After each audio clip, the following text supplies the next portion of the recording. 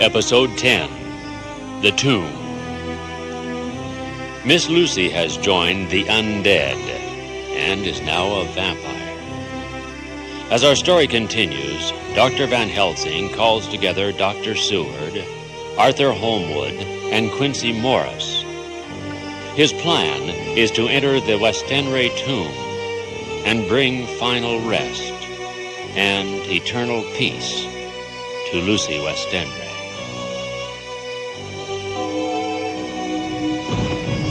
Last night, at a little before 10 o'clock, Arthur and Quincy came into Van Helsing's room. He told us everything that he wanted us to do, but especially addressing himself to Arthur as if all our wills were centered in his.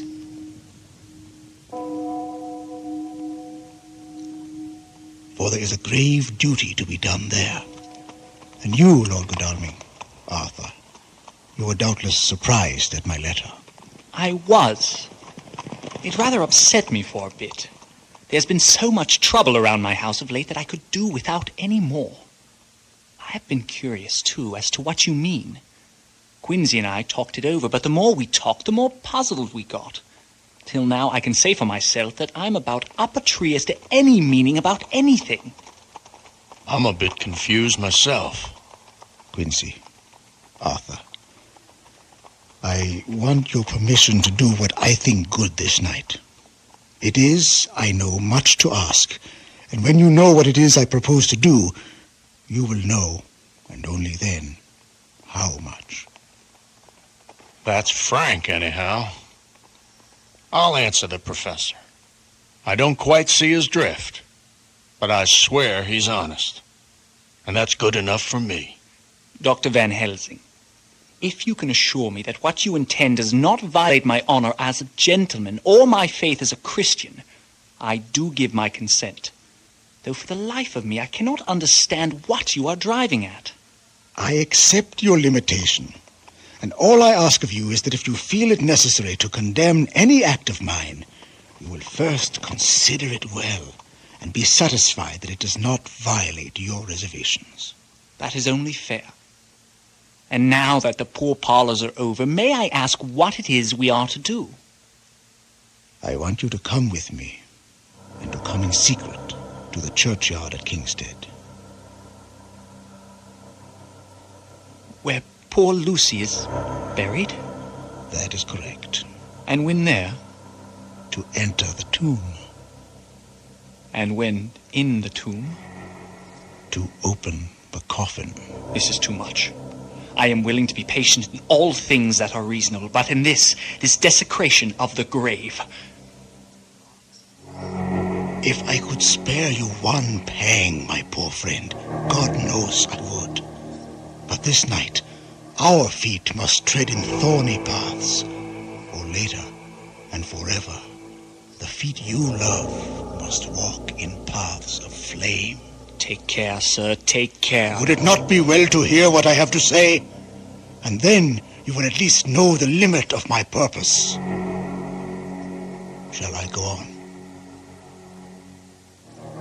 That's fair enough, Art. Let the man speak his piece. Miss Lucy is dead, is it not so? Yes. Then there can be no wrong to her. But if she be not dead...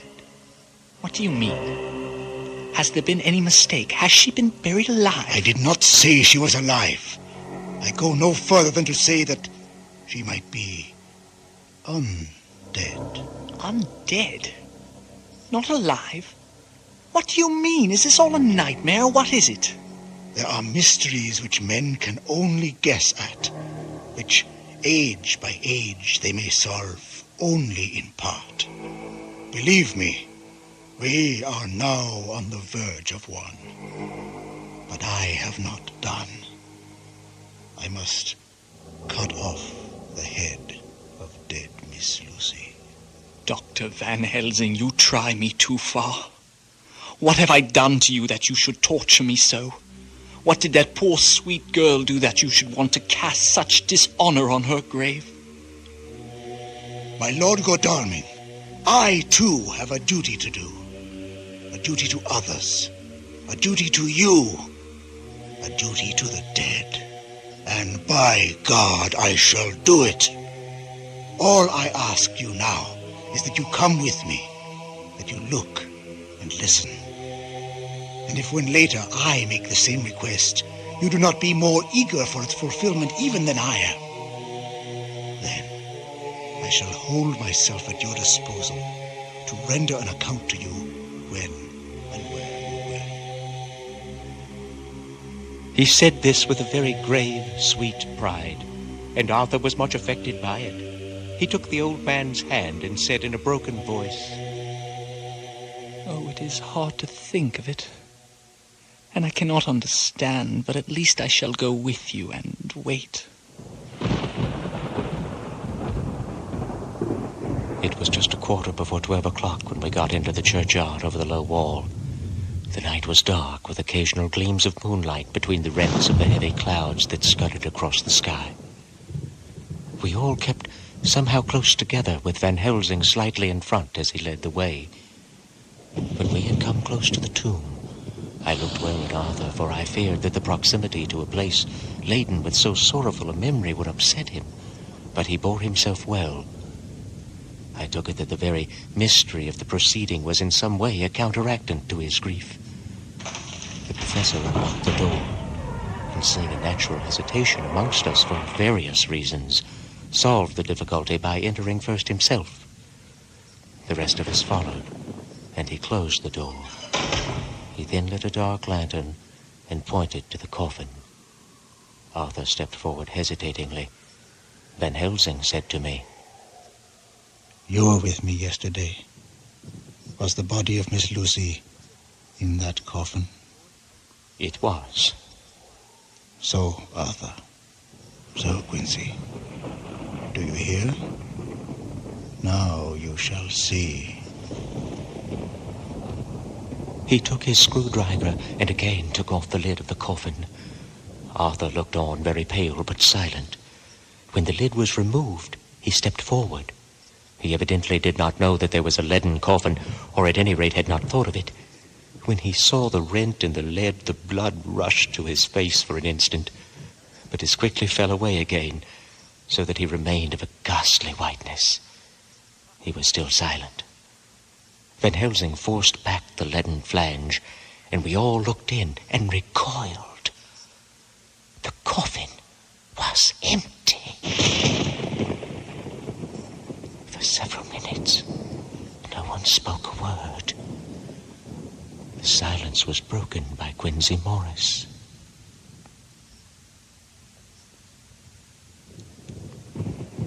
Professor, your word is all I want. I wouldn't ask such a thing ordinarily, but this is a mystery that goes beyond any honor or dishonor. Is this your doing? I swear to you by all that I hold sacred that I have not removed nor touched her. What happened was this. 2 nights ago, my friend Seward and I came here with good purpose, believe me. I opened that coffin, which was then sealed up, and we found it, as now, empty. We then waited and saw something white come through the trees. The next day, we came here in daytime, and she lay there. Did she not, friend John? Yes, it is true. That night, we were just in time. One more so small child was missing, and we find it, thank God, unharmed amongst the graves.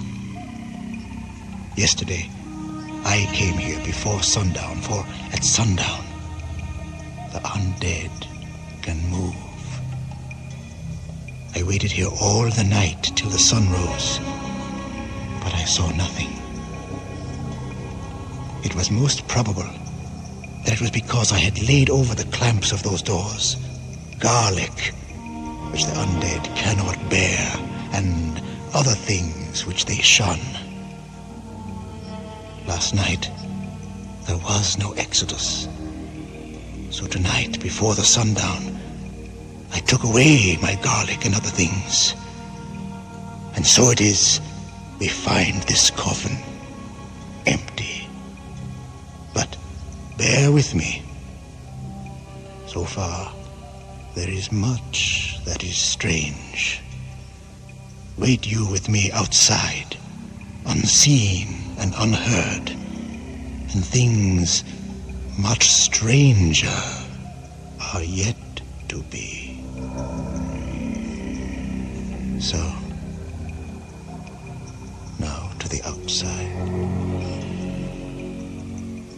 Here, Van Helsing shut the dark slide of his lantern. Then he opened the door, and we filed out.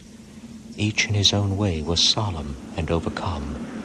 Arthur was silent and was, I could see, striving to grasp the purpose and the inner meaning of the mystery. I was myself tolerably patient and half inclined again to throw aside doubt and to accept Van Helsing's conclusions. Quincy Morris was phlegmatic in the way of a man who accepts all things and accepts them in the spirit of cool bravery. As to Van Helsing, he was employed in a definite way. First, he took from his bag a mass of what looked like thin wafer-like biscuit, which was carefully rolled up in a white napkin. Next, he took out a double handful of some whitish stuff like dough or putty. He crumbled the wafer up fine and worked it into the mass between his hands. This he then took, and rolling it into thin strips, began to lay them into the crevices between the door and its setting in the tomb. I was somewhat puzzled at this, and being close, asked him what it was that he was doing. Arthur and Quincy drew near also, as they too were curious. He answered, I am closing the tomb so that the undead may not enter. And is that stuff you have put there going to do it? It will. It is the sacred host. I brought it from Amsterdam. I have an indulgence.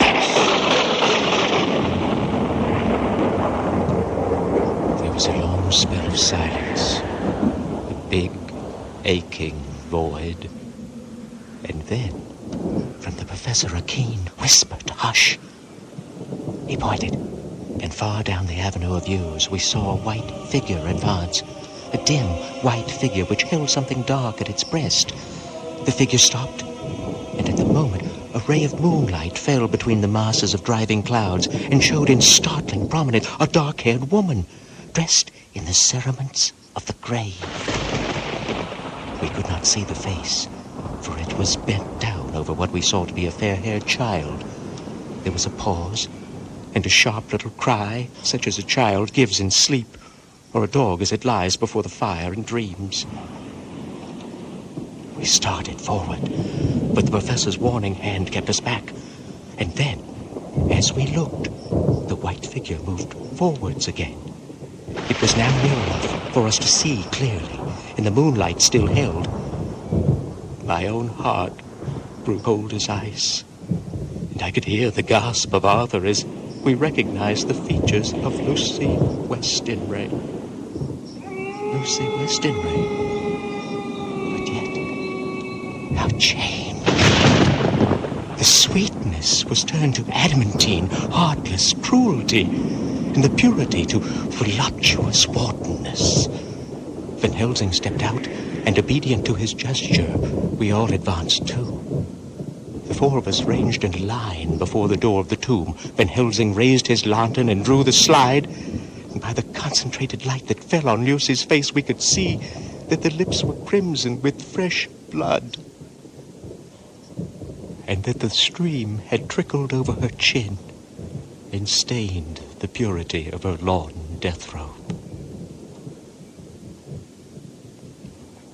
At that moment, the remnant of my love passed into hate and loathing.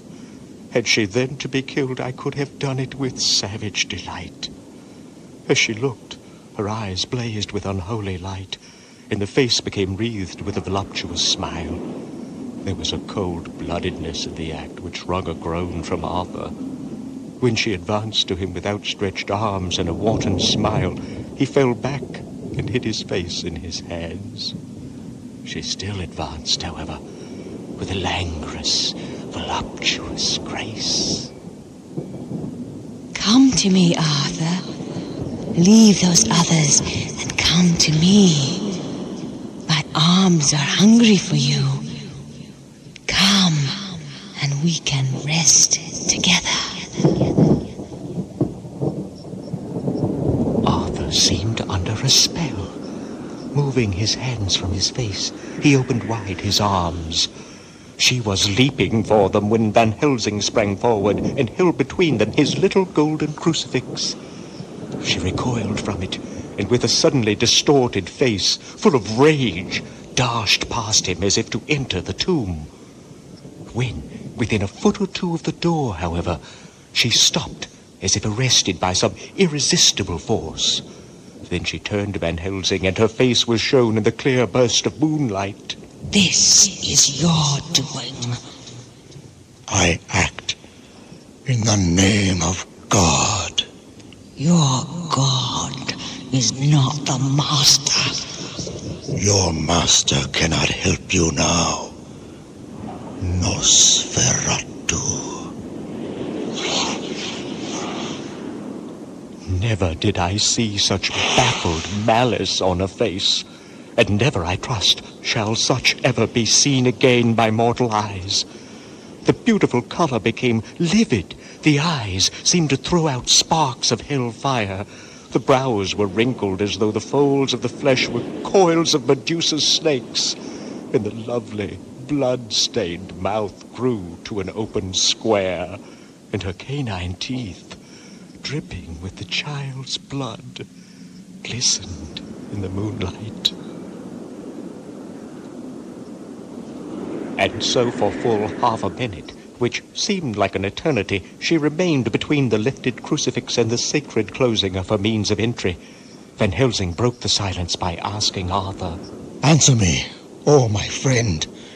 Am I to proceed in my work? Do as you will, friend, do as you will. There can be no horror like this ever anymore. We could hear the click of the closing lantern as Van Helsing held it down. Coming close to the tomb, he began to remove from the chinks some of the sacred emblem which he had placed there. We all looked on in horrified amazement as we saw, when he stood back, the woman with a corporeal body as real at that moment as our own pass in through the interstice where scarce a knife blade could have gone. We all felt a glad sense of relief when we saw the professor calmly restoring the strings of putty to the edges of the door. When this was done, he lifted the child and said, Come now, my friends. We can do no more till tomorrow. There is a funeral at noon, so here we shall all come before long after that. The friends of the dead will all be gone by 2, and when the sexton lock the gate, we shall remain. Then there is more to do, but not like this of tonight. As for this little one, he's not much harm, and by tomorrow night he shall be well. We shall leave him where the police will find him, as on the other night, and then to home. Arthur and Quincy came home with me, and we tried to cheer each other on the way. We had left the child in safety and were tired, so we all slept with more or less the reality of sleep.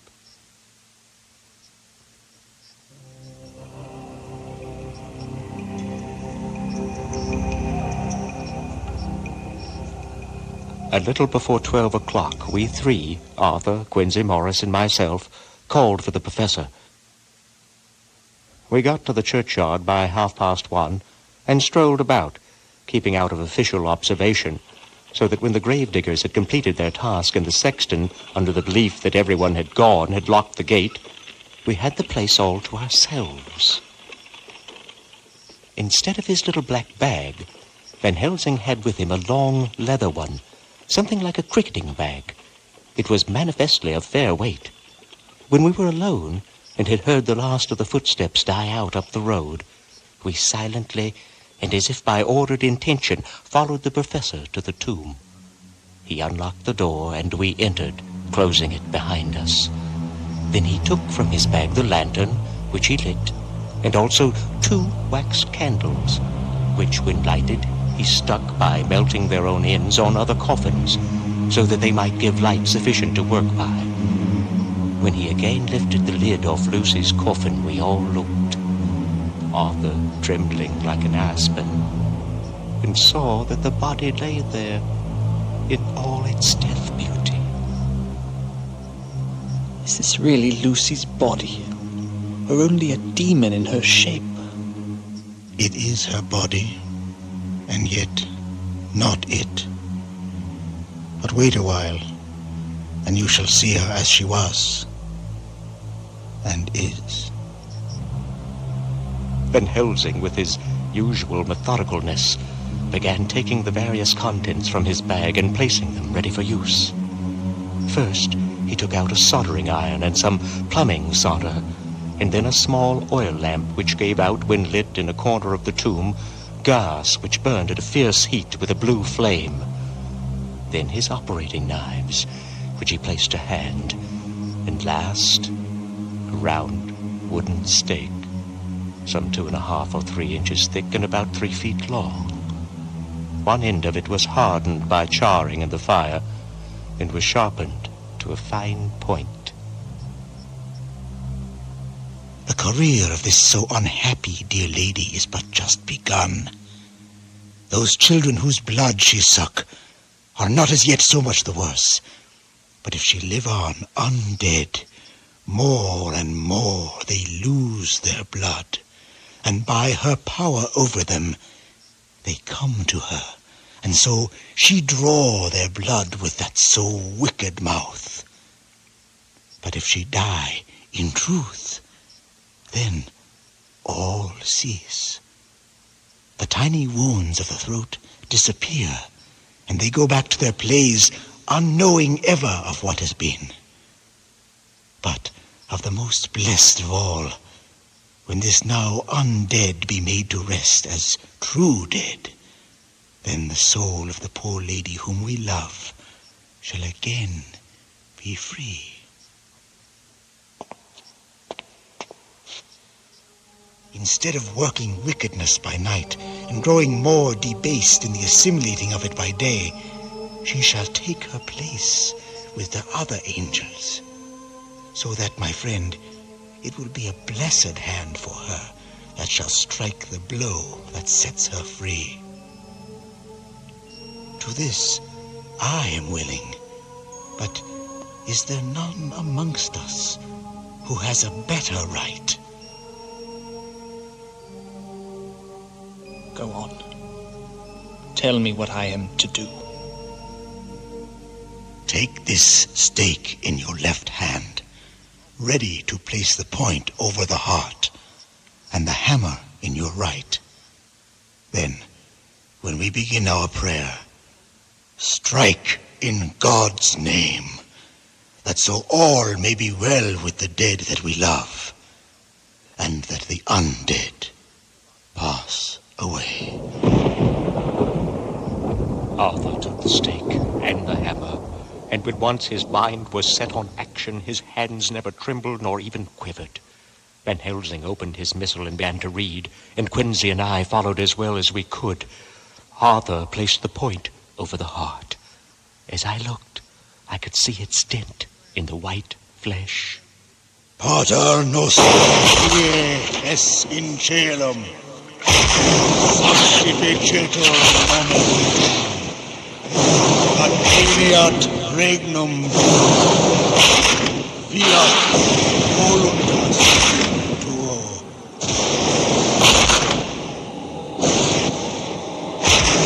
Libera nos ad malo, et omnium nos ferrato.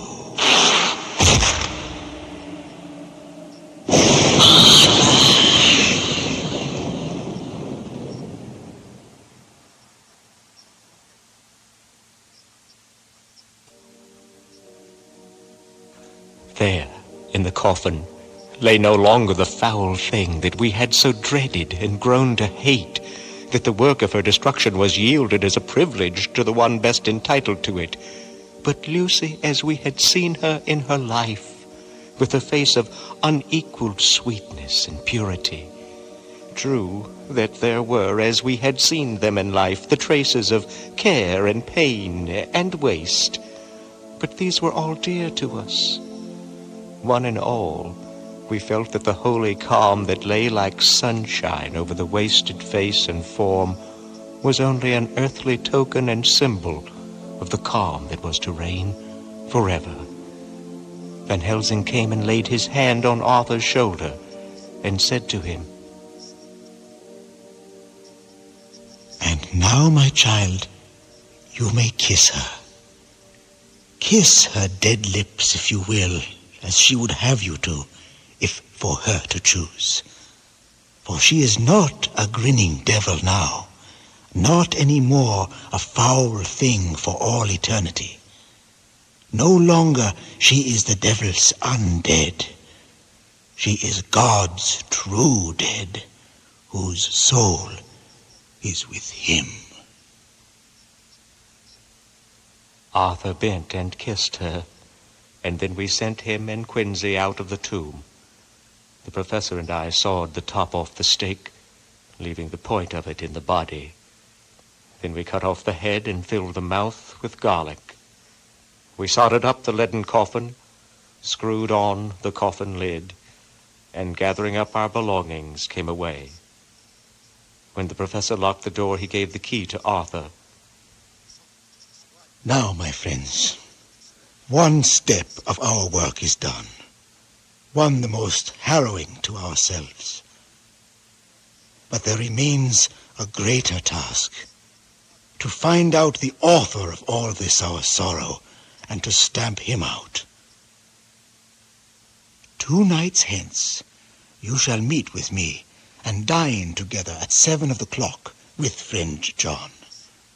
I shall entreat 2 others, and then I shall have our plans to unfold.